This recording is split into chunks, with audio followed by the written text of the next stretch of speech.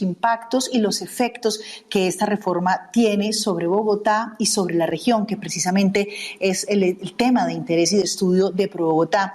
Quiero agradecer muy especialmente a nuestros tres invitados de hoy que nos acompañarán en esta conversación. El exministro de Salud, Fernando Ruiz, está con nosotros. Ministro, muchas gracias por acompañarnos. Gracias, Adrián. Un saludo para todos y para ProBogotá en esta iniciativa tan interesante de armar esta discusión entre todos. Claro que sí, también nos acompaña el profesor de Salud Pública de la Universidad Nacional, él es Juan Carlos García. Profesor, muchas gracias por estar con nosotros. Muchas gracias a ustedes por la generosidad al invitarme. Un especial saludo al doctor Fernando Ruiz, al doctor Luis Gonzalo Morales y, por supuesto, a toda la audiencia de ProBogotá. Como el doctor Ruiz lo dijo, es para nosotros un placer poder compartir en esta tarde.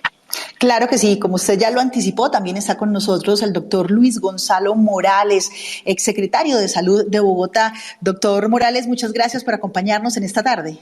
No, a ustedes muchas gracias por la invitación. Un saludo muy cordial al doctor Fernando, al doctor Juan Carlos y por supuesto a toda la audiencia que nos acompaña esta tarde. Claro que sí, nuestro space tiene que ver sobre todo en esos efectos, para que hablemos de cuáles son esos efectos e impactos en Bogotá y la región. Sin embargo, queremos empezar a hablar desde lo general para aterrizar en nuestra ciudad y en los municipios cercanos. Para empezar, quisiera preguntarles a cada uno de ustedes cuál es el concepto general que tienen de la reforma. Y para eso empiezo por el exministro Ruiz. Ministro, usted ha dicho en varias ocasiones que prácticamente esta reforma lo que busca es demoler el actual sistema de salud del país, palabras textuales, demoler. ¿Por qué considera, exministro, que esto es así? Sí, Adriana, evidentemente, y tú empezaste de una vez por tirar la carga a profundidad. Mira, yo creo que cada vez se hace más evidente, en la medida que la gente va decantando la lectura, que evidentemente esta reforma plantea un sistema completamente diferente, que reemplaza el sistema anterior, que elimina el modelo de aseguramiento individual que traemos y que plantea la generación de una nueva infraestructura de servicios y unas nuevas relaciones de servicios, ¿sí?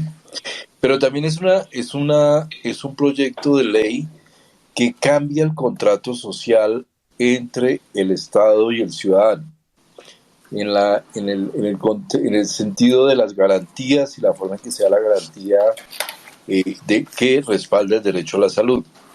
De manera que para mí es claramente, ha sido evidente desde el principio que este sistema es un sistema completamente diferente, cambia totalmente, no transforma, sino cambia completamente la estructura de servicios y la estructura de protección financiera de las personas. Entonces, hay que mirarlo en ese sentido, ¿no? Hay que mirarlo con ese contenido y con ese alcance en lo que puede implicar para una ciudad como Bogotá un sistema como este. Claro que sí, exministro. Doctor Morales, ¿cree usted que esta reforma está enfocada realmente en mejorar este sistema de salud que tenemos? ¿O usted está de acuerdo con el exministro que francamente lo que hace esto es derrumbar todo el actual sistema de salud e inventarse uno nuevo con todas las implicaciones que esto tiene, ya sean positivas o negativas? No, yo estoy totalmente de acuerdo con lo que manifiesta el doctor Ruiz. Me parece que este es un experimento, una aventura que no tiene precedentes en el mundo. Yo no conozco ningún sistema en el cual un prestador de servicios, en este caso los prestadores primarios, pues reemplacen a un asegurador. Me parece que confunden lo que es aseguramiento con prestación de servicios y creen que el aseguramiento es solamente revisar facturas y pagar, y que por lo tanto pues revisar las facturas las puede hacer cualquier auditor y pagar pues lo puede hacer cualquier banco, en este caso la ADRES, y por lo tanto pues se eliminan de tajo lo que son la función del aseguramiento y los aseguradores, por supuesto, las EPS. Me parece que esta reforma de esta magnitud, de esta complejidad y la forma como se ha hecho, que ha sido una forma arrogante, que no escuchan, que ha sido una forma pendenciera, porque hay que decirlo así, porque todo aquel que los critica tratan de descalificarlo, no va a llevar a ningún lugar. Me parece que hacer una reforma de esta complejidad y magnitud requiere de grandes acuerdos políticos y eso no lo están logrando. Yo creo que están dividiendo al país, están poniendo al ciudadano en una situación complicada y eso no lo están haciendo y eso pone en riesgo una reforma de esta magnitud. Le preguntaba al doctor García, usted que también es médico, como todos nuestros otros invitados, que ha trabajado en hospitales, que hoy en día trabaja en la Facultad de Medicina de la Universidad Nacional, ¿usted cree, doctor García, que esta reforma realmente mejora las condiciones laborales de los trabajadores de la salud, como lo ha dicho tanto el presidente y la ministra? El texto de la reforma no incluye artículos o descripciones que nos permitan intuir que ello va a ocurrir. Se señala que se creará para el sector público una denominación distinta a los trabajadores de la salud, pero más adelante se señalan en 4 artículos que continuarán con los mismos condiciones de vinculación habituales de un empleado público. Entonces, en esa medida, pues no se ve un avance, por ejemplo, en viejas aspiraciones de personal de salud, como la de contar con un mecanismo de escalafonamiento. ¿Qué significa eso? Pues significa que igual que los maestros, si usted tiene 20 años de experiencia, si usted ha hecho cursos de capacitación, pues usted debe tener unas condiciones un poco más favorables en aspectos como el salarial, como las funciones que le asignan, porque usted se supone ha acumulado una mayor experticia. Eso que es una vieja aspiración de los trabajadores del sector, tener mecanismos de escalafonamiento, no aparece, y por el contrario aparece el tema de recertificación, el cual por supuesto es favorable, pero sí está asociado a mejoras laborales. Igualmente se le dan funciones al presidente, se delega en el presidente la posibilidad de hacer cambios en el régimen laboral el Código Sustantivo del Trabajo, lo cual pues es un tema, digamos que a muchos expertos en derecho laboral les preocupa porque no establece la ley los límites que tendría el presidente en ejercicio de esas facultades extraordinarias. Entonces allí hay una preocupación. Y lo que hay es una promesa de formalización de muchos de los trabajadores que están vinculados en este momento por órdenes de prestación de servicio o por contratos de prestación de servicio, que es también un viejo reclamo, pero que la ley no señala al respecto cómo se va a hacer, cuánto va a costar, etcétera, etcétera, y por tanto no se sabe si eso va a ir, es en el proyecto de reforma laboral, que es otro de los proyectos que el gobierno ha anunciado. Claro que sí. Exministro, yo quiero volver a un tema que usted tocaba al inicio y que tocaba también el doctor Morales con relación a prácticamente la eliminación del aseguramiento con esta reforma. Muchas personas no entienden esto. ¿Cómo así que se va a eliminar el aseguramiento si van a seguir teniendo servicios de salud? Además, porque el discurso del gobierno ha sido muy enfático en decir que no se va a perder ningún derecho adquirido y que no hay ninguna posibilidad de un colapso del sistema de salud. ¿Qué significa que esta reforma amenace ese aseguramiento? Mira, yo lo que creo es que aquí se plantea un modelo, básicamente, como decía el doctor Luis Gonzalo, prestacional, donde lo que se estructura es se genera una estructura de servicios, una nueva estructura de servicios completamente casi diferente a la que tenemos, y se delega al final toda la responsabilidad sobre la persona a el Estado o al gobierno, esencialmente al gobierno central, que es el gran financiador. Aquí no hay ninguna visión de riesgo, es decir, no hay un planteamiento ni del riesgo de salud ni del riesgo financiero asociado a la enfermedad, que son la base y la estructura de lo que llamamos la seguridad social. Entonces, en ese sentido, la reforma prácticamente desaparece la concepción de seguridad social, que además es un elemento y un derecho constitucional establecido en el artículo 48 de nuestra Constitución. Y la desaparece porque le quita todas las garantías frente a la persona, frente al manejo de su riesgo. Aquí desaparece el plan de beneficios, si no hay una garantía explícita.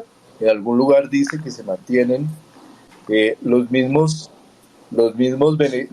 derechos, pero si no hay una estructura operacional que mantenga el contrato entre la persona y la entidad que lo asegura, pues simplemente eso se diluye inmediatamente. No hay una estructura de plan de beneficios, no hay una estructura de protección financiera y no hay un respondiente inicial o primario frente a los riesgos, como es en este momento la EPS.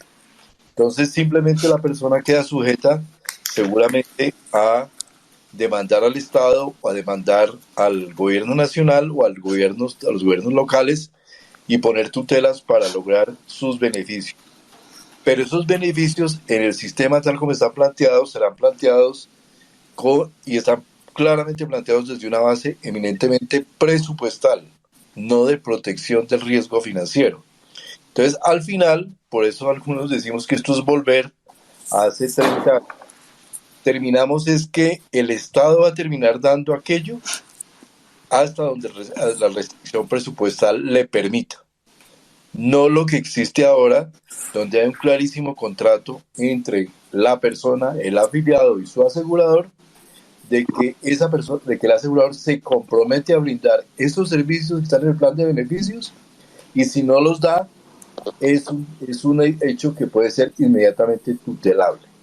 Entonces, esto es una de las partes más preocupantes de esta reforma, porque significa una regresión, una regresividad. Esto no es una reforma progresiva, es una reforma profundamente regresiva, porque devuelve al ciudadano a un modelo de enfrentarse contra una estructura pública, como eran quienes nos conocieron en esa época de servicios seccionales de salud, donde el paciente llegaba y el servicio simplemente daba lo que podía dar, lo que tenía y hasta donde le alcanzaba el dinero.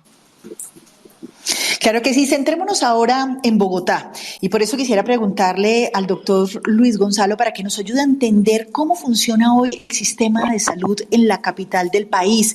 ¿Cuántas personas están afiliadas? ¿Cuántas son del régimen contributivo, del régimen subsidiado, de esos regímenes especiales para entender cómo hoy Bogotá, tiene sus cimientos del sistema de salud? Sí, mire, y precisamente yo creo que Bogotá es uno de los mejores ejemplos de las inconsistencias de esta reforma, porque Bogotá tiene mal contados 8 millones de habitantes, sin contar las personas que están en los municipios aledaños, que con ellos puede llegar a unos 10. Pero hablemos de Bogotá, donde el 85% de las personas de Bogotá están afiliadas al régimen contributivo y a entidades privadas, a aseguradoras privadas. Solamente el distrito con la EPS Capital Salud afilia al 15%, un poquitico menos del 15% de la población. Y el otro hecho es que cerca del 80% de la prestación de servicios en Bogotá pues es también de naturaleza privada. El resto es una parte pública del distrito y otra parte que tiene el departamento de Cundinamarca y algunas instituciones nacionales como de la policía, que completan ese panorama. Por lo tanto, Bogotá tiene un sistema que es eminentemente privado, que ha sido eminentemente privado, que la mayoría de las EPS en Bogotá son propietarias o manejan directamente prestadores de servicios que ya tienen los prestadores primarios que está proponiendo esta reforma. Es más, los prestadores primarios, el nombre que le pone la reforma CAPS, es un nombre que ya existe en Bogotá, que fue creado en Bogotá desde el año 2016, que operan de la misma manera como está proponiendo la reforma que se hagan, que son propiedad del distrito y que por lo tanto no tiene ningún sentido decirle al distrito, por ejemplo, que es el dueño de los CAPS, que los CAPS hoy están integrados dentro de redes en Bogotá que ya existen. No tiene sentido decirle a Bogotá que desbarate la EPS Capital Salud y monte la función en los CAPS cuando a la hora de la verdad es el mismo dueño. Igual sucede con muchos privados. El mejor ejemplo es Sanitas. Sanitas tiene centros de atención primaria desde hace mucho tiempo y no tendría sentido la reforma que se está proponiendo. Yo pensaría que Bogotá, por lo menos Bogotá y el área metropolitana merecerían un capítulo aparte, fuera de esa reforma que se está proponiendo. Claro que sí. Ministro, denos usted el panorama de la calidad del servicio que tenemos en Bogotá. ¿Cuáles son esas cosas positivas de lo que tenemos hoy en la capital y cuáles serían esas cosas que en realidad serían susceptibles de mejorar y cuya mejora no aparece en esa reforma a la salud? Mira, yo iniciaría, antes un poquito de hablar del servicio, hablar un poco de las características de la ciudad y de la población de la ciudad. Bogotá tiene una expectativa de vida que es de las más altas de Colombia, 79,7 años, 80 años prácticamente, frente a 75 que tiene el resto del país. Es por tanto, una ciudad con una carga bastante grande y bastante alta de enfermedad debido al alto envejecimiento que tiene la ciudad. Tiene unas prevalencias, por ejemplo, de enfermedad renal crónica de 104 por 100.000 versus 85 a nivel Colombia. Tiene una incidencia de VIH del 29.3 versus el 18 en Colombia. Y así hay una cantidad de indicadores que muestran que es una ciudad en cierta forma post-transicional, es decir, está más allá un poco de la transición demográfica y la transición epidemiológica. La carga de enfermedad es alta, la prevalencia de obesidad en la ciudad es de cerca de más del 30%. Entonces, es una ciudad que tiene una dinámica de demanda de servicios bastante estructurada y bastante grande, donde los elementos de prevención primaria son importantes, indudablemente. En eso nadie pelea con la reforma de salud, pero son muy importantes lo que llamamos prevención secundaria y terciaria. Si uno estima que en Bogotá puede haber cerca de 2 millones de personas ya con alguna consolidación de alguna enfermedad que requiere atención como entidad, como enfermedad crónica, pues uno debe esperar que este sistema se preocupe de una manera muy importante en la atención de estas personas con cronicidad para evitar que se enfermen más y evitar que lleguen a la discapacidad o a la muerte. Por eso nuestra estructura de servicios es una estructura tan particular. Tenemos, un poco lo que decía el doctor Luis Gonzalo, 15.500 IPS, 1.583 IPS con hospitalización, de las cuales 1.573 son privadas. El resto son las cuatro redes de la Secretaría más otras entidades. Y algo muy importante, en términos ya hablando un poco de la estructura de los servicios. Las IPS de la ciudad, el 78% están concentradas en el norte de la ciudad. Y para plantear, por ejemplo, los servicios de baja complejidad, que son cerca de 17.000, cerca de 15.000 están ubicados en el norte de la ciudad. Es decir, Bogotá ha tenido una estructura de desarrollo de servicios que se ha asentado principalmente en una parte de la ciudad, muy determinado por lo que son la historia genérica de los servicios en las grandes ciudades. En Boston, el área de Longwood es el área donde están prácticamente todos los hospitales grandes, Beth Israel, Brigham and Women, Mass General. Entonces, esas estructuras son casi imposibles de cambiar porque ya existen ahí, son inversiones gigantes. Entonces, plantear una transformación, un cambio de eso es supremamente complejo. Y Bogotá es una de las ciudades más estructuradas, probablemente la más estructurada del país en servicios. Los servicios, la capacidad de la red de alta complejidad de la ciudad es una capacidad supremamente grande, con una capacidad de respuesta muy, muy importante. Y eso lo pudimos ver, por ejemplo, en la pandemia de COVID, donde la capacidad de respuesta en cuidado intensivo en la ciudad fue fundamental una capacidad de respuesta privada. Entonces, de manera que uno siente que aquí hay una estructura donde la mediana y alta complejidad es bastante importante y donde hay una concentración muy grande de especialmente el área especializada en el norte de Bogotá. Voy a terminar con un dato. En medicina interna, de los servicios habilitados en la ciudad, te comparo dos localidades con poblaciones diferentes, más grande Kennedy que Usaquén. En Bogotá, en Usaquén tenemos concentrados 213 servicios habilitados de medicina interna, en Kennedy 22. Pediatría, 247 en Kennedy, 247 en Usaquén, 26 en Kennedy. Entonces, aquí hay una estructura que ya está así, seguramente influenciada por el desarrollo del POT, por el desarrollo del régimen contributivo, pero es una estructura de una muy buena capacidad de respuesta y con una muy alta capacidad y una alta interconexión entre las redes de servicios que están estructuradas alrededor de las EPS. Destruir eso y cambiar eso a otra modalidad es un tema que va a requerir unas inversiones muy grandes si se quiere hacer, y es un tema que va a implicar unas transiciones importantes. Perdimos por un momento al doctor Fernando Ruiz, pero aprovechando precisamente lo que estaba diciendo el exministro doctor Morales, yo quisiera preguntarle lo siguiente. El presidente Gustavo Petro dijo en su discurso de hace algunos días en el balcón de la Plaza de Armas de la Casa de Nariño que Bogotá es un reflejo de lo que ocurre en el resto del país y que es lo que ellos quieren combatir en relación con la desigualdad entre los sectores que tienen más altos ingresos con aquellos que tienen más pocos ingresos.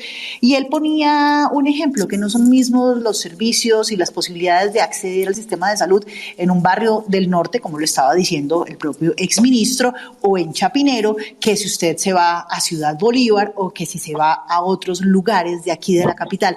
¿Eso es realmente así, doctor Morales? No, yo no creo que sea así de ninguna manera. Cualquier lugar de Bogotá, sin duda, primero, que lo que dice el doctor Fernando, los servicios se concentran en el norte de la ciudad, pero Bogotá tiene uno de los mejores sistemas de emergencias médicas que tiene el país. El distrito tiene montado un sistema de ambulancias que cubren absolutamente toda la ciudad, con cerca hoy de 200 ambulancias, y por lo tanto no es que haya que tener un hospital de alta complejidad en cada una de las localidades o en Ciudad Bolívar o en las periferias y que eso sea necesario. No, lo que hay es que transportar los pacientes a estos sitios especializados que tienen capacidad y que es la manera como se deben atender. Pero también hay que tener en cuenta que sí hay localidades de Bogotá en las cuales hace falta más infraestructura, y por eso precisamente desde 2016 con el alcalde Enrique Peñalosa pues se inició la construcción de varios hospitales en localidades como Usme o como Bosa, que históricamente pues no contaban con esos servicios. Y en ese sentido pues bienvenida la idea del presidente Petro de fortalecer esos centros de atención prioritaria. En la alcaldía de Peñalosa se dejaron en construcción 20 de ellos, ya han sido inaugurados unos 10, faltan por entregar otro tanto, pero yo creo que hacen falta más. Y en ese sentido, pues es bienvenida esa iniciativa de mejorar la infraestructura de salud en el sur de la ciudad. Pero para hacer eso no se requiere ninguna reforma. No hay que acabar el sistema para hacer eso y para corregir esos problemas. Igualmente, hay otros problemas, como el problema del talento humano, que se pueden resolver sin necesidad de cambiar el sistema de salud, como lo proponen con esta reforma. Sí, profesor, sí, señor. Para completar un poquito el planteamiento que veníamos haciendo, hay que tener en cuenta que la reforma plantea un modelo familiarístico en territorio. Yo en eso creo que eso tiene unas limitaciones bastante fuertes, porque los servicios no necesariamente se dan en el ámbito, en el lugar de residencia de las personas.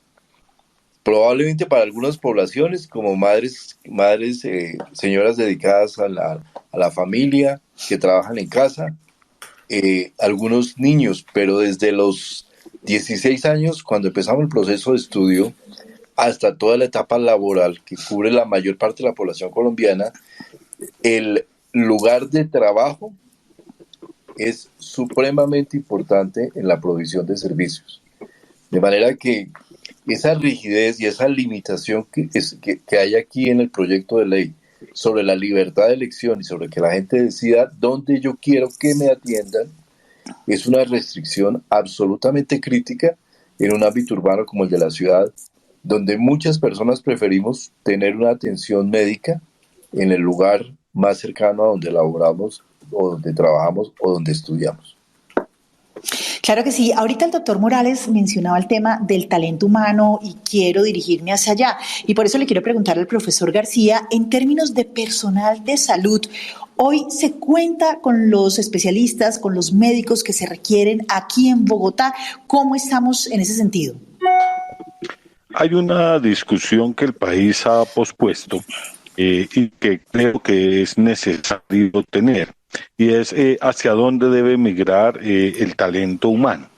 El planteamiento que ha hecho el gobierno no está en el proyecto de ley, pero pues no está explícito en el articulado, pero en los considerandos en los motivos, la exposición de motivos inducen algo. Consideran ellos, y es una posición que se ha defendido en algunos lugares, que el equipo de salud debe ser un equipo de generalistas, es decir, médicos generales, odontólogos generales, enfermeros, psicólogos y otras profesiones afines con la salud, terapeutas, etcétera, etcétera, y que ellos deben ser responsables de solucionar, mencionan ellos, hasta el 80%, quizá es un valor un poco alto. Esa es una posibilidad, indudablemente, de hacerse así. Pero en ese caso, lo que se necesita es dotar sus lugares de trabajo de 3 elementos fundamentales.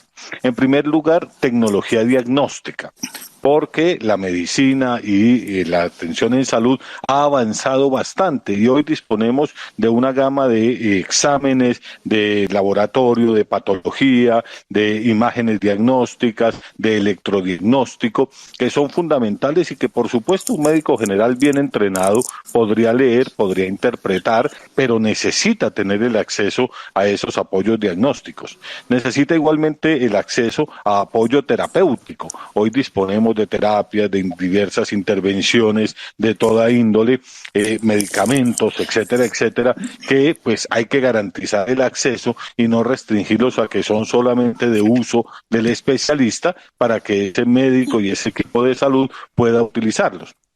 Y en tercer lugar, se necesita la posibilidad de interconsulta, pero entre colegas, entre médicos. No es necesario siempre remitir al paciente. Si el médico general tiene acceso a los especialistas y puede llamarlos y puede preguntarles, ahora que tenemos todas las TIC, y puede hacer la interconsulta por teléfono, presentar el caso clínico y recibir la orientación del especialista, la cual puede ser: haga esto, obsérvelo de esta manera, indíquele estos exámenes y o en algunos casos mándemelo a control. Pues es posible tener realmente esa capacidad resolutiva de parte del equipo básico de atención. En ese esquema, en esa figura, por supuesto el número de especialistas que se requeriría no es tan alto. Y no es tan alto porque quedarían básicamente en una labor de interconsultantes, haciendo un número de consultas relativamente bajo, en el cual cuando el paciente, por ejemplo, se descompensa, una diabetes descompensada y se necesita titular la insulina, probablemente sea necesario que vaya, o una epilepsia descompensada en que hay que los anticonvulsivantes hacer un manejo, pero este especialista va a tener al paciente hospitalizado o 3, 4 meses en su control, y luego que ya se estabiliza lo puede remitir nuevamente a ese sitio para que mensualmente le hagan los controles que requiere. Es decir, no se necesita un especialista para mensualmente diagnosticar formular el antihipertensivo. Eso perfectamente lo puede hacer un equipo de salud debidamente entrenado y estar detectando si la presión arterial tiene oscilaciones importantes que ameriten una interconsulta. Ese es un esquema posible.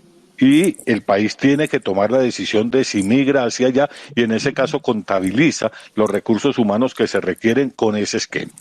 Pero otra posibilidad es, por ejemplo, como se maneja y como lo ofertan muchas empresas de medicina prepagada. saltémonos al médico general. Usted puede llegar directamente al especialista. El niño debe tener el control de su crecimiento y desarrollo con un Sí. pediatra.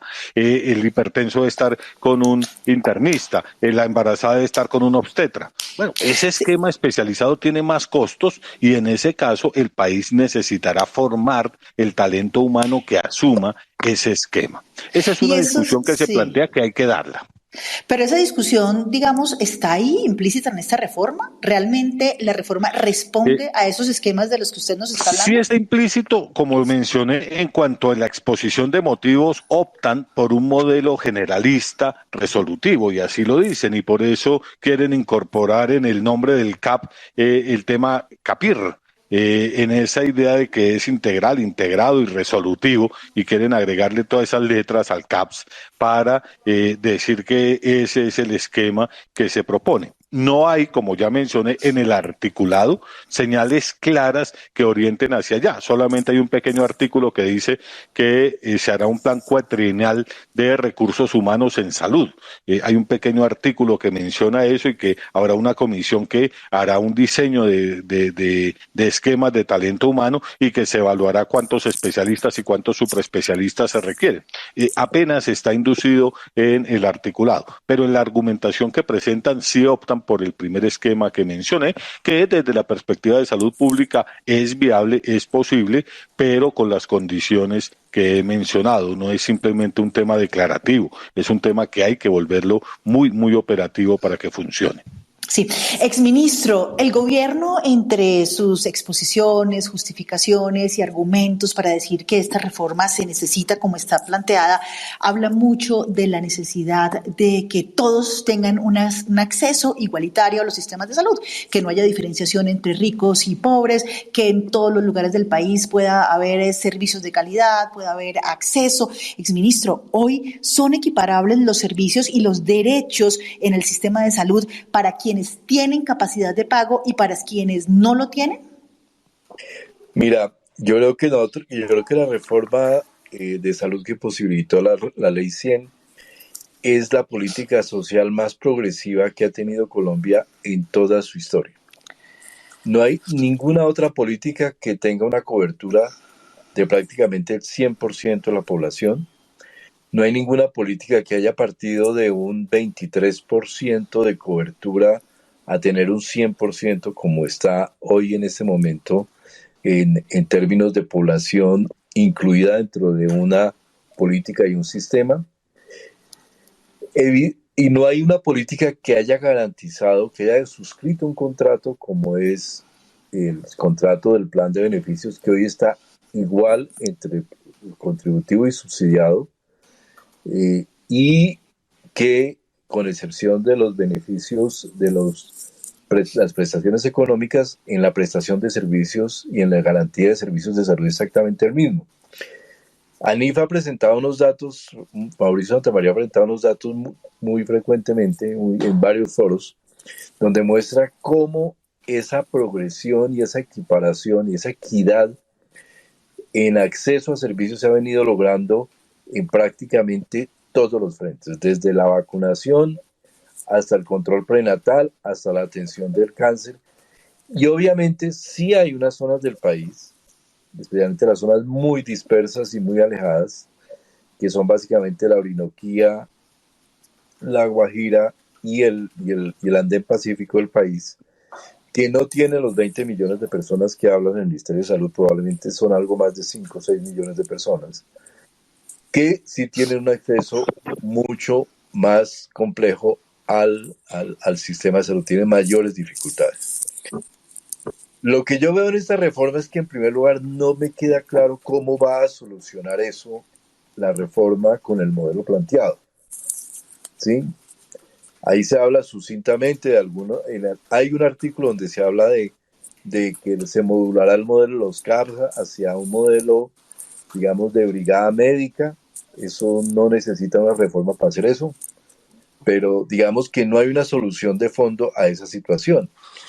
Pero para terminar, lo más preocupante sí es que esta reforma tiene todas las características para romper esa equidad lograda hasta el momento.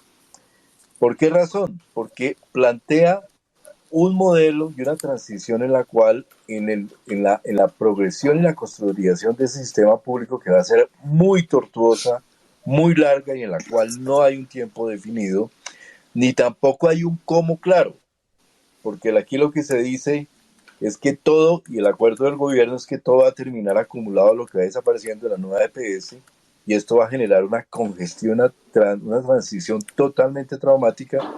Vamos a perder muchos de los avances de equidad obtenidos hasta este momento en ese proceso transicional, frente a una incertidumbre muy grande de cómo se va a consolidar ese sistema de salud nuevo que está planteado dentro de la reforma de salud. Es decir, aquí falta unos estudios, y como decía el doctor Mauricio, faltan muchos estudios de base que nos digan cómo, cuáles son los impactos y cuáles son los riesgos que están inmersos detrás de este cambio de modelo que está planteado. Y esto, en ese panorama de riesgo, lo más probable es que si se llegase a implementar, vamos a tener seguramente una desbandada de EPS, porque nadie va a estar obligado a mantener una operación deficitaria y que va a terminar de quebrar las buenas EPS. Vamos a tener una acumulación gigante de población en la nueva EPS que va a reventar, va a ser un nuevo seguro social transitorio con pésimos servicios y con una situación muy compleja, y vamos a tener una pérdida muy grande de las posibilidades que se han logrado de acceso y de equidad en Colombia. Doctor Morales, el presidente ha dicho en varias oportunidades que tenemos unos muy malos indicadores de muertes de mujeres gestantes, muertes de niños por desnutrición que no son atendidos oportunamente y que no tienen acceso al sistema de salud. Aspectos que, según el presidente, pues dejan muy mal parados el actual sistema de salud del país. En realidad, ¿cómo está nuestro sistema con estos indicadores, sobre todo que nos marcan los asuntos de salud pública, comparados con otros países de la región y también del mundo? Para hablar primero también de Bogotá y luego hablar también del país en general. Sí, si usted revisa los indicadores de salud en el país, los principales, mortalidad materna, mortalidad infantil, como promedios, uno no puede decir que Colombia esté entre los peores países de la región. Y lo más importante es que hay que mirarlos cómo estaban hace 25 años, 30 años, cuando se inició esta reforma. Y lo que sí es evidente es que todos los indicadores, mortalidad materna, mortalidad infantil, básicamente han mejorado. Ha habido una mejora sustancial. De lo que sí no hay ninguna duda es que hay unas enormes inequidades, que la mortalidad infantil y la mortalidad materna son mucho mayores en esa Colombia rural, esa Colombia dispersa, donde todos coincidimos que el modelo de salud no ha llegado de la manera como lo debió haber hecho y que exige, por lo tanto, que haya un planteamiento especial para esas zonas rurales y dispersas que, como lo dice el doctor Fernando Ruiz, claramente no son más de 5 millones de personas las que habitan en esas zonas. Allá se exigen modelos diferentes, modelos que se ensayaron inclusive anteriormente, como un piloto que se hizo en Guainía, en el departamento de Guainía, que para poder hacer eso hoy en esa Colombia rural dispersa no se necesita de ninguna ley, eso lo pueden hacer ya mismo, pero que el comportamiento en las grandes ciudades es muy diferente. El comportamiento de Bogotá, si usted mira hoy a Bogotá,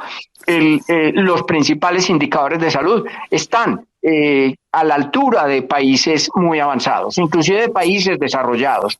Lo que no ocurre, como ya lo digo, en ciertas zonas rurales.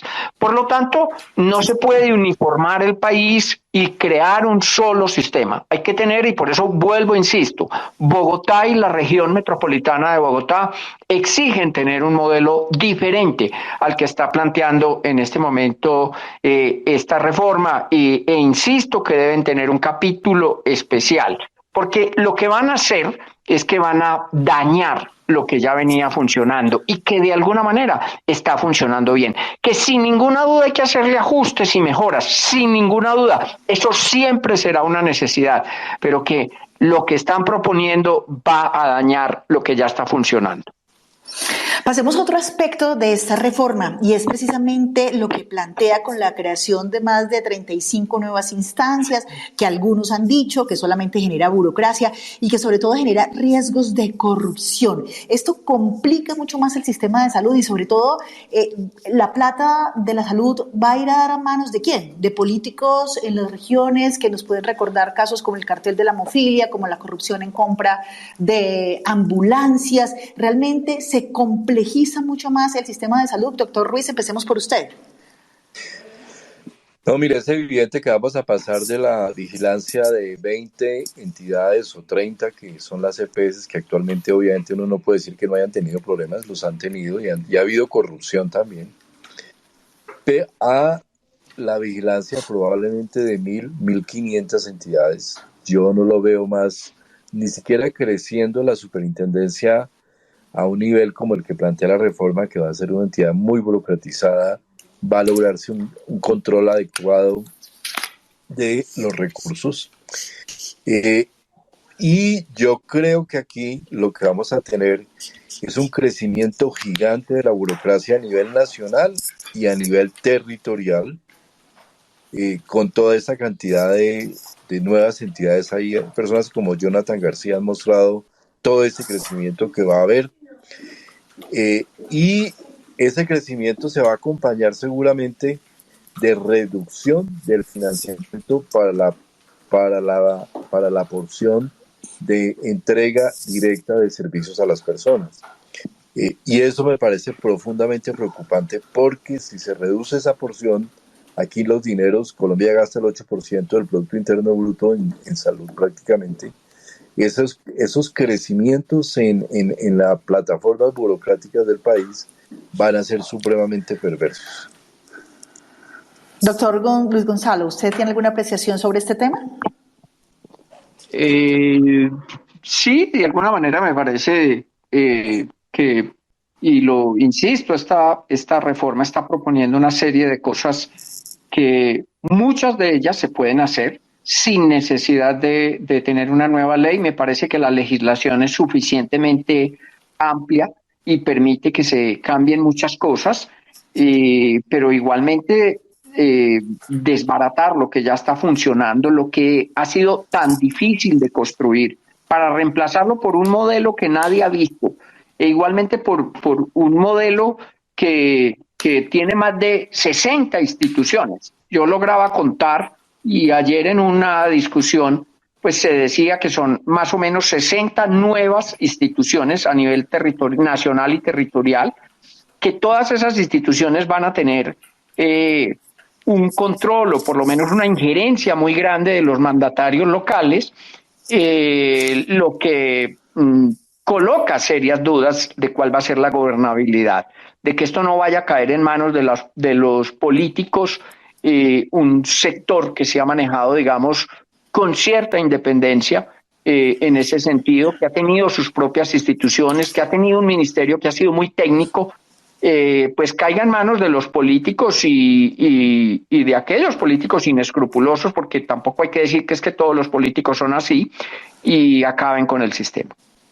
Sí, una de las cosas que más les duele a los usuarios, que nos duele a todos los colombianos y a los que hemos accedido al sistema de salud en el país, pues es la demora en los tiempos de las citas médicas, las demoras en los tiempos para acceder a un especialista, para una cirugía. Doctor García, esta reforma que se está planteando, ¿realmente atiende esas quejas de los ciudadanos? Con lo que se está diciendo, los ciudadanos van a poder acceder más rápidamente a las citas, a los medicamentos y a las cirugías que lleguen a requerir en determinado momento. Pues aunque esa es la promesa que hacen o que se ha hecho en distintos escenarios, a uno le preocupa que no sea fácil cumplirla, y menos con el esquema propuesto. ¿Cuál es la situación? La situación actual es que el gobierno nacional contrata con unas entidades unas coberturas que están garantizadas en el plan de beneficios en salud y les otorga un pago para que garanticen esa actividad. Y hay mecanismos para vigilar que ese contrato, como mencionaba el doctor Ruiz, se cumpla. Entonces está la Superintendencia de Salud y están los tribunales en última instancia. Y, por supuesto, allí se han generado trabas, se han generado demoras, se han generado problemas. No todas las entidades lo han hecho como uno esperaría que debieran haberlo hecho y se necesita correctivos en ese campo. Eso es claro y eso es razonable.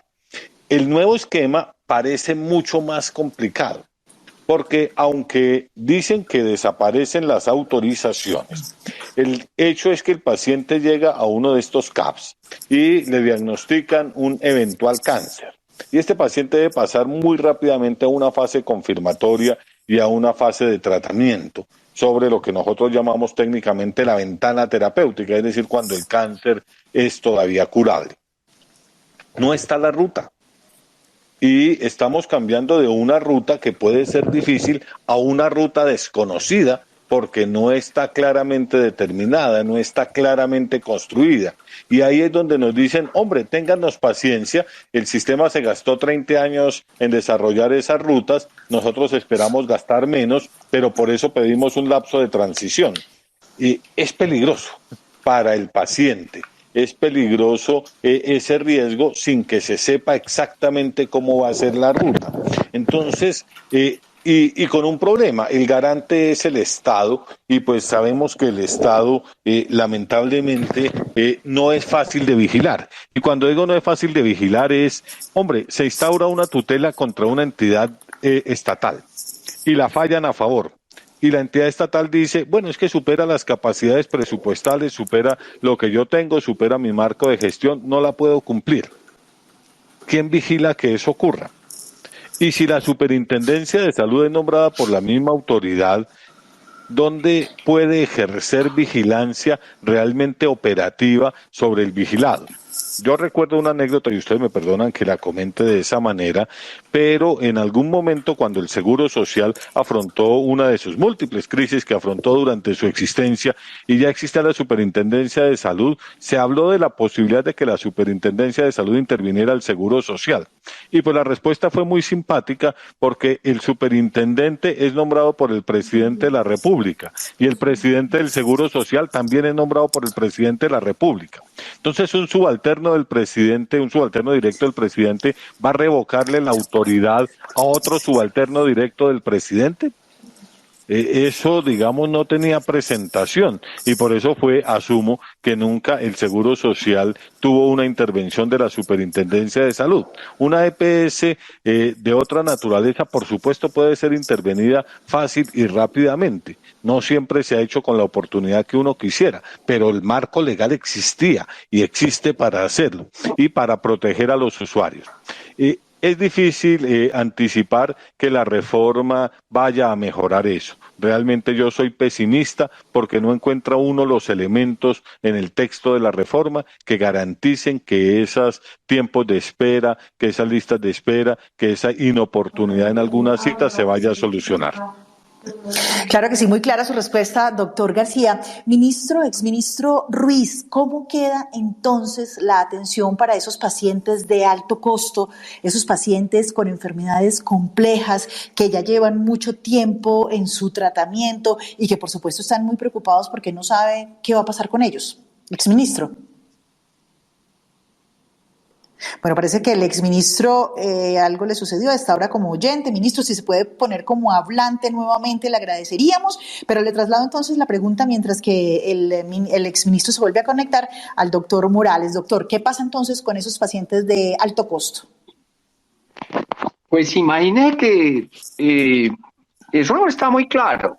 Eso no está muy claro, pues porque cuando fragmentan la atención, que hoy era coordinada por una sola entidad y mañana pasa a ser coordinada por un prestador primario, quien se va a encargar supuestamente de evaluar la necesidad de los servicios que tiene el paciente y de remitirlo posteriormente, pues me parece que eso pone en riesgo, pone en un verdadero riesgo a los pacientes. Mire, este gobierno pone de ejemplo, y específicamente el presidente Petro en un trino reciente, él pone de ejemplo de su reforma y dice que lo que van a hacer se hace en España o que se parece a lo que se hace en España. Y precisamente uno de los principales problemas que tiene el sistema español es ese, y es que estos prestadores primarios retienen a los pacientes y se generan unas enormes listas de espera que, como bien lo decía el doctor Juan Carlos, pues van a poner en riesgo la continuidad y la oportunidad de los tratamientos. ¿Qué sucede en España? Para que ustedes lo conozcan y lo entiendan de una manera más directa. Los prestadores primarios entonces son los que a partir de ahora remiten los pacientes y deciden si se deben o no se deben remitir. Eso hace que en España hoy 1 de cada 4 ciudadanos, el 25% de los ciudadanos haya comprado un seguro de salud. Y eso ha hecho igualmente que el gasto de bolsillo en España sea hoy del 22%.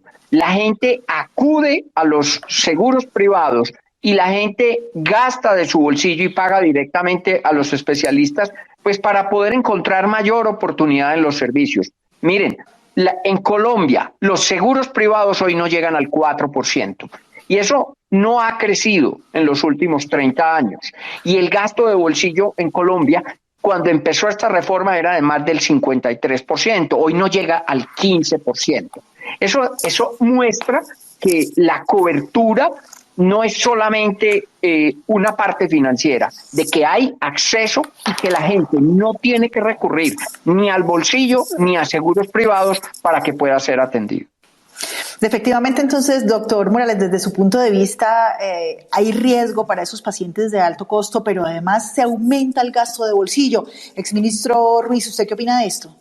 Mira, yo creo que adicionaría a lo que estoy de acuerdo con lo que ha planteado el doctor Luis Carlos, doctor Morales, es ¿dónde está el sistema de información para poder hacer el manejo y el seguimiento de estos pacientes, para asegurar la continuidad de la atención? Hoy en día, estos pacientes se les hace su gestión de riesgo con base en los sistemas de información y los protocolos y las rutas que tienen planteadas y construidas en un esfuerzo de muchos años las diferentes EPS. En un sistema nuevo, con una estructura de servicios completamente diferente, en el que no hay un sistema de información, está previsto en la ley, pero yo tengo grandes inquietudes sobre la viabilidad y especialmente sobre el tiempo y el costo y la inversión que requiere para construir un sistema como el que está planteado. Mientras tanto, vamos a estar claramente afectados por problemas de información sobre los pacientes y eso indudablemente va a generar morbilidad y mortalidad adicional en este grupo de pacientes. Hay problemas muy severos también planteados como la dispensación de medicamentos. La dispensación de medicamentos, la reforma tiene un mecanismo de compra, tiene unos mecanismos de entrega de medicamentos en farmacias de hospitales públicos y pare de contar. No hay rutas, no hay procesos ni mecanismos planteados para el reemplazo de los operadores logísticos que no mencionan por ningún lado. Entonces, aquí lo que vamos a tener es un manejo de pacientes sin gestión de riesgo, sin quien haga la gestión de riesgo, sin la plataforma de información y sin los procesos de dispensación de medicamentos. Y eso yo creo que es un riesgo supremamente grande para probablemente 7, 8 millones de personas en Colombia que manejan enfermedad crónica. Claro que sí, una cifra preocupante, exministro, pero hablemos ahora de la sostenibilidad del sistema. Estamos hablando de lo que esto representaría para el gasto de bolsillo de los ciudadanos. ¿Cuánto dinero tiene que sacar un paciente, un ciudadano de su bolsillo para poder acceder a los servicios de salud o para poder acceder a los medicamentos? Pero otra cosa también es la sostenibilidad misma del sistema de salud. ¿Qué trae la reforma que garantice que va a haber una sostenibilidad del sistema hacia el futuro, que pueden pasar los años y que el sistema va a seguir siendo sostenible y va a poder seguir ofreciendo los servicios que necesitan los ciudadanos? Mira, en este momento el sistema está profundamente estrecho. Nosotros estamos gastando, tenemos una siniestralidad del 94% en promedio, es decir, de 100 pesos gastamos 94 en el reembolso directo sobre servicios de salud de la unidad de pago per capitación. Tenemos un fenómeno inflacionario creciente y tenemos una devaluación del peso que hace que los servicios y las tecnologías cada vez sean más costosos y estamos cerca del 8% del Producto Interno Bruto en salud, de manera que la estrechez es limitada, la estrechez es muy grande, perdón. En los planteamientos que uno le escucha cuando le hacen la pregunta a la ministra y al Ministerio de Salud, la respuesta es que los recursos para esto van a salir del mismo sistema. Y en lo que tengo entendido se hacen unas cuentas bastante alegres de que los CAPS van a poder absorber una parte muy importante de la demanda y el gasto. Yo en eso soy bastante pesimista. Como lo planteaba muy bien el doctor Luis Carlos, aquí hay dos modelos diferentes que pueden actuar, pero adicionalmente, para implantar un nuevo modelo como este necesitamos tener médicos con capacidades que no los tenemos, porque la formación en Colombia es una formación tendiente a la especialidad en la medicina y no veo las competencias para dar una mayor resolutividad en los primeros niveles. Y al mismo tiempo se le están quitando fuentes de financiación de lo que sería lo que llamamos hoy la unidad de pago por capitación, de manera que quedamos en una estrechez de recursos bastante grande. Yo siento que allí lo que va a haber y lo que se va a generar seguramente es problemas de desatención en pacientes crónicos, listas de espera para los pacientes quirúrgicos que sean diferibles en el tiempo y unas redes de urgencias supremamente congestionadas con un problema muy severo de financiamiento sin dejar de tener en cuenta los gastos adicionales en la infraestructura creada y en la cantidad institucional nueva que hay dentro del sistema. Lo más grave al final es que no haya un estudio de sostenibilidad avalado por el Ministerio de Hacienda que soporte esta reforma de salud. Y eso es tremendamente preocupante porque lo mínimo que debe tener es un aval expresado en un estudio de que los colombianos conozcamos, que se discuta técnicamente y que no vemos ni existe, sino simplemente un artículo donde dice que esta reforma será viable siempre y cuando haya espacio presupuestal.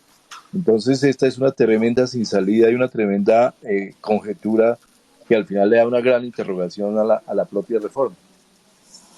Sí, ya son las 6:03 de la tarde. Vamos con la última ronda de preguntas para nuestros invitados, para ir cerrando este tema que por supuesto nos interesa a todos los colombianos en general. Quiero preguntarle al doctor García lo siguiente. El presidente Petro ha dicho que va a crear nuevas facultades de medicina en el Chocó, facultades de medicina en La Guajira, en los sitios más apartados del país, que todos los colombianos, si quieren estudiar medicina, tienen que tener la posibilidad de hacerlo. ¿Eso queda garantizado en esa reforma de salud o eso realmente se tiene que dar es a través de una reforma a la educación? Evidentemente a través de una reforma a la educación, no a través de la reforma de salud, y de hecho el articulado no menciona nada al respecto. Lo que pasa es que esa posición del presidente genera mucha inquietud. La formación de médicos es una formación compleja en particular porque existe un elemento que se llaman las prácticas formativas. Y las prácticas formativas que desarrolla un médico son de una enorme intensidad. Un médico normalmente tiene un estudio directo superior a las 6.500 horas, es decir, pasa en la facultad 6.500 horas presenciales desarrollando sus prácticas. Si usted mira, la mayoría de programas son de alrededor de 10.000, 12.000 horas, pues incluyen obviamente el estudio autónomo del estudiante, pero presencial son siempre más de 6.500, 6.600 horas, 7.000, en algunas facultades 8.000 horas, y gran parte de ese tiempo son prácticas formativas. En esa medida hay que garantizar los escenarios donde se desarrollarán esas prácticas formativas y sobre todo hay que pensar qué debe saber hacer ese médico general. Y en esa medida, ese médico general debe ser capaz de diagnosticar y de orientar el tratamiento de la mayor parte de enfermedades. Pero el diagnosticar no es las cosas comunes y las cosas habituales, porque con todo respeto, las cosas comunes y habituales las diagnostican fácilmente. Yo siempre pongo a mis estudiantes un ejemplo de cómo mi mamá le diagnosticó a un hermano de ella un cáncer de manera temprana cuando los médicos no lo habían sospechado por simplemente una experiencia que tuvo ella con otro paciente con cáncer. Y mi mamá pues no tiene mayor formación académica y logró hacerlo. Es esa habilidad, no cuando la gente del común tiene el diagnóstico, sino la capacidad del médico de hacer un diagnóstico precoz, se llama técnicamente. Y para eso necesita una exposición suficiente a pacientes y a situaciones de aprendizaje que garanticen esa adquisición de competencias. En esa medida yo no veo fácil cumplir esa promesa de campaña. Pero adicionalmente, ¿dónde van a trabajar esos médicos y qué van a hacer exactamente? Hoy Colombia, si aceptamos ese modelo especializado como señala el doctor Fernando Ruiz, ese no es el vacío, la cantidad de médicos generales, el vacío es la cantidad de médicos especialistas y de hecho gran parte de nuestros médicos se están yendo a formar como especialistas a otros países. Y de hecho Colombia en este momento está recibiendo una migración de médicos muy importante de distintos países, de Venezuela, de Cuba. O sea, Colombia pasó de ser un exportador de médicos a ser un receptor de médicos que quieren migrar a Colombia para ejercer en Colombia y están convalidando sus títulos para poder hacer el ejercicio profesional aquí. Entonces, esa promesa es difícil de cumplir realmente y hay un riesgo adicional y es que entonces la formación médica baje de calidad.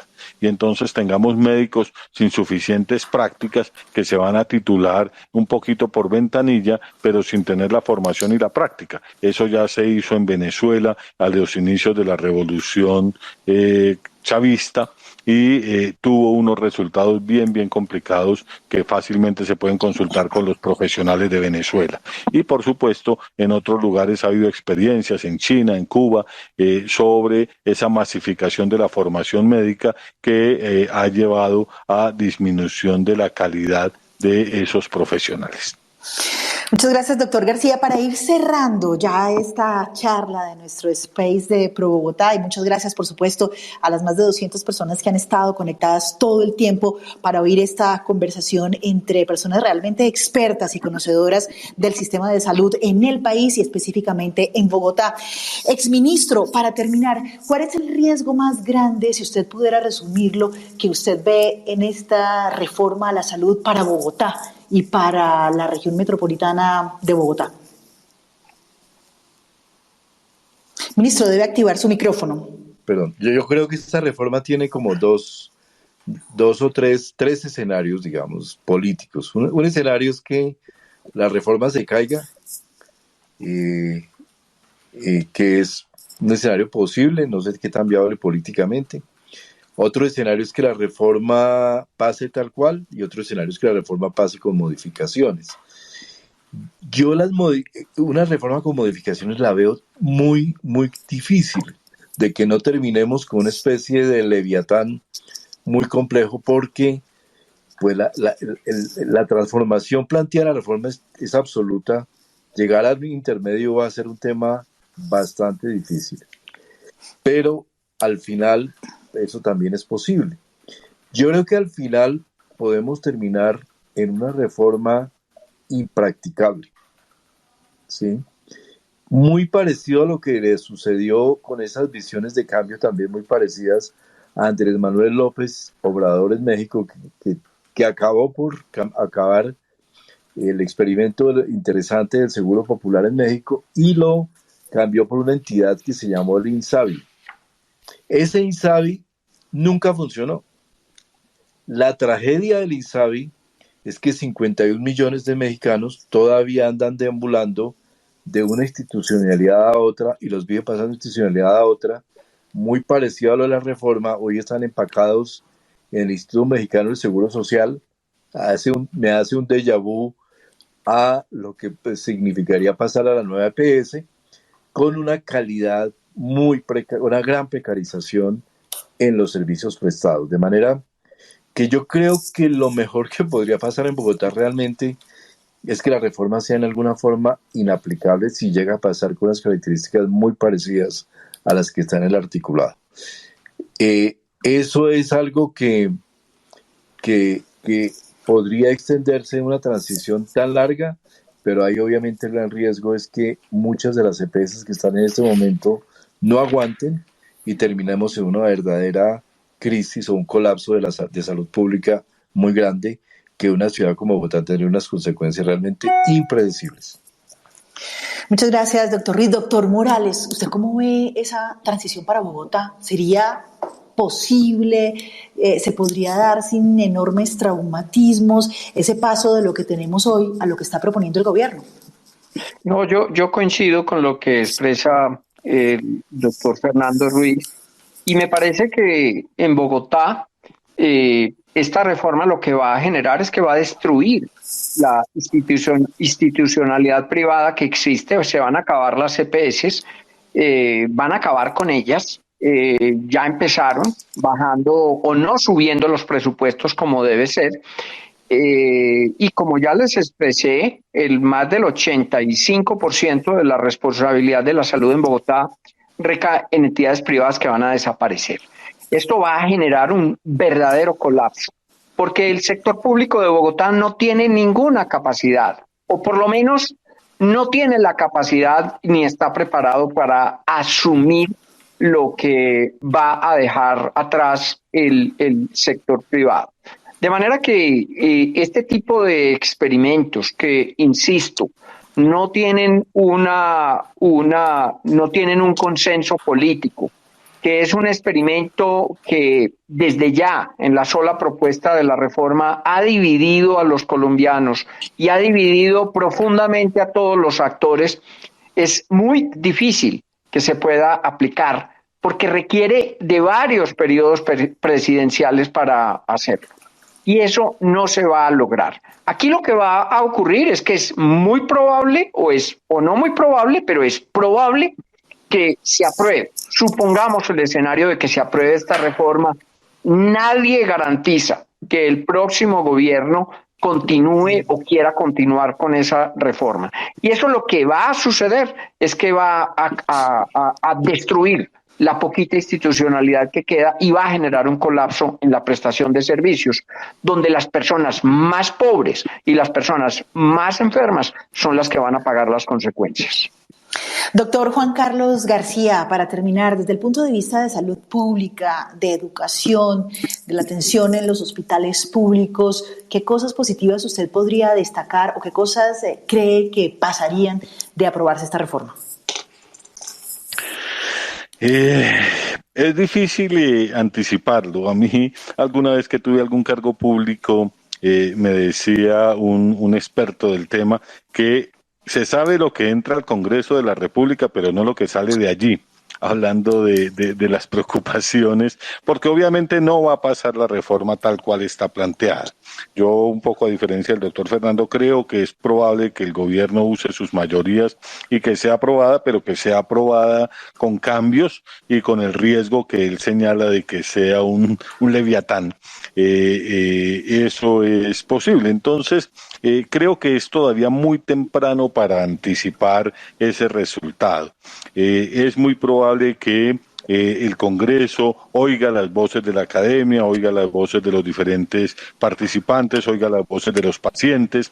En todo caso, ya hay 3 propuestas de reforma presentadas y el presidente del Congreso ha anunciado que seguramente se van a acumular para su discusión. Otros partidos han anunciado que también van a presentar la propia. Se dice en los halls que es probable que puedan llegar a 7 o a 8 propuestas de reforma. Entonces ahí va a haber un amalgamiento que yo creo que va a ser complejo anticipar qué va a salir de allí. Confiemos y pues yo soy una persona optimista por naturaleza que espera que siempre pase mejor, obviamente advierte los riesgos de las diferentes situaciones, pero tiene la esperanza y la fe en el país de que pueda pasar algo mejor. Entonces, ojalá los congresistas estén a la altura y hagan una discusión seria y unos debates profundos, se tomen su tiempo y modulen lo que va a salir de esta reforma y que salga algo para el bien de la gente. Sobre lo que está ahora es muy difícil anticipar porque, como se ha señalado, hay muchas dificultades prácticas, hay muchas dificultades de aplicación, de operativización, no contempla las particularidades de Bogotá. no contempla lo que señaló el doctor Luis Gonzalo muy sabiamente, que de hecho el Ministerio recogió hace ya varios años sobre la necesidad de diferenciar el país urbano del país rural y del país disperso, o lo que ellos prefieren llamar la Colombia profunda. Nada de eso está separado, segmentado en la propuesta actual. Así que habrá que modularlo en ese sentido. Claro que sí, pues doctor Juan Carlos, muchísimas gracias. Gracias por haber estado con nosotros en este espacio, a usted, al doctor Ruiz, exministro de Salud, también por supuesto al doctor Luis Gonzalo Morales, todos conocedores del sistema de salud del país, y por supuesto este espacio que ha abierto Pro Bogotá lo que busca es eso, oír las voces expertas que desde el punto de vista técnico nos puedan ofrecer claridades sobre lo que podría ser esta reforma, sobre las consecuencias que esta reforma tendría para el país y, por supuesto, localizándonos aquí en Bogotá y en la región que es la zona de estudio de Pro Bogotá. Pro Bogotá seguirá siendo y generando estos espacios de discusión para que tengamos todos los ciudadanos, para que todas nuestras audiencias tengan criterios distintos, puedan analizar puntos de vista diferentes, puedan sacar sus propias conclusiones y, por supuesto, participar de una manera activa en una decisión que se va a discutir en el Congreso y que va a ser fundamental para todos los colombianos. Nadie puede estar exento ni nadie está exento de la afectación que una reforma a la salud que pase por el Congreso pues tiene en cada uno de nosotros. Tengamos un seguro privado, no lo tengamos, tengamos EPS, tengamos un sistema, todos vamos a tener una afectación positiva, negativa y esperemos, como decía el doctor Juan Carlos García, seamos optimistas, esperemos que si sale algo sea lo mejor posible y que si no sale nada, pues que sea lo mejor para el país. Doctor Ruiz, muchísimas gracias por haber estado con nosotros en este espacio. Muchas gracias, gracias a Adriana, gracias a los oyentes, al doctor Juan Carlos y al doctor Luis Gonzalo por acompañarnos en esta sesión tan interesante. Doctor Morales, muchísimas gracias y por aportarnos todos sus conocimientos sobre lo que pasa en Bogotá y lo que le afectaría esta reforma a la salud a todos los ciudadanos que estamos en la capital del país. A ustedes muy amables por la invitación. Igualmente un honor haber compartido este panel con el doctor Fernando Ruiz y con el profesor Juan Carlos García. Profesor García, muchas gracias también por acompañarnos, por darnos su punto de vista desde la academia, su punto de vista como saludista especializado en estos temas.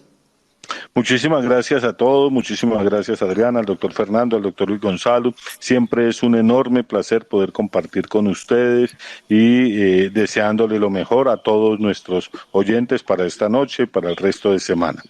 Claro que sí, muchas gracias por supuesto a todas las personas que se conectaron en este espacio y como les decimos, les estaremos anunciando próximos momentos en que haremos un space para hablar de los temas que no solamente le interesan al país, sino que específicamente también le interesan a Bogotá y a la región. Gracias para todos, que estén muy bien, ha sido un placer estar con ustedes.